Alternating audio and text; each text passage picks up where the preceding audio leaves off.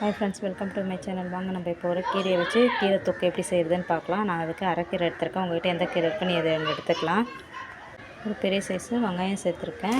அது கூடயே ஒரு 10 பல் பூண்டு சேர்த்துக்கலாம். இன்னொன்று மிளகாத்தூள் 1 spoon, Kashmir chilli powder 2 spoon, மிளகாத்தூள், மஞ்சள்தூள் 1/4 ஸ்பூன் சேர்த்துருக்கேன்.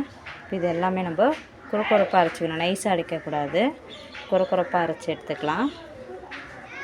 அப்புறம் நான் இந்தளவுக்கு நல்லா அரைச்சி எடுத்துருக்கேன். இந்த மாதிரி இருக்கணும்.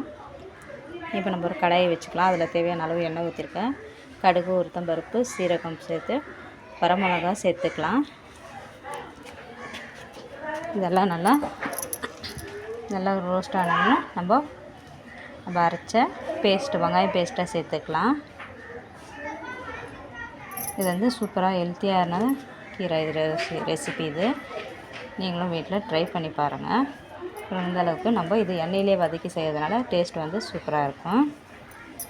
இந்தளவுக்கு நல்லா தக்காளி, அதில் வந்து நான் 2 பழமாக இருக்க தக்காளியை அரைச்சி சேர்த்துருக்கேன். பொடிசாக கட் பண்ணிக்கோங்க. தக்காளி நல்லா வதங்கினோடனே நான் வந்து அரைக்கீரையை பொடிசாக கழுவி க்ளீன் பண்ணி வச்சுருக்கேன். அதை சேர்த்துக்கலாம். நீங்கள் எந்த கீரைனாலும் செய்யலாம். பாலக்கீரையில் செய்யலாம், பசலைக்கீரையில் செய்யலாம். எந்த கீரை கிடச்சிருக்கோ அதில் நீங்கள் செய்யலாம். நான் எனக்கு அரைக்கீரை இருந்துச்சு, நான் செஞ்சுருக்கேன். ஒரு 5 நிமிஷம் நம்ம அது விட்ட உடனே நல்லா வதங்கி வந்திருக்கும் பாருங்கள். இன்னும் கொஞ்சம் இந்த அளவுக்கு நல்லா வெந்து வந்துடுச்சு. நைஸாக இருக்குது பாருங்கள். இந்தளவுக்கு வெந்த உடனே நம்ம மேலே வந்து 1 ஸ்பூன் வந்து சீரகத்தூளை சேர்த்துக்கலாம். அது கூட நான் கொஞ்சமாக பெருங்காயத்தூள் சேர்த்துருக்கேன். இது வந்து நல்லாயிருக்கும். டேஸ்ட் வந்து சுத சாதத்தோட நெய் விட்டு சாப்பிடும்போது டேஸ்ட் வந்து சூப்பராக இருக்கும். சப்பாத்திக்கும் வச்சு சாப்பிட்லாம், தோசைக்கும் சாப்பிட்லாம். நீங்கள் வந்து வீட்டில் இதை ட்ரை பண்ணி பாருங்கள்.